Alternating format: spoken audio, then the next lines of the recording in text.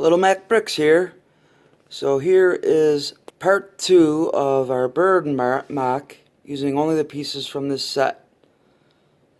So yeah, I think this micro build of a bird is a little bit better than the previous one.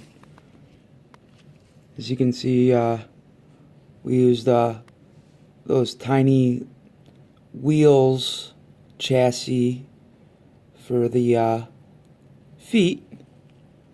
We got two of those levers for tails this time, and use some cheese pieces for wings. 1x2 slope brick and another cheese brick up top, and we used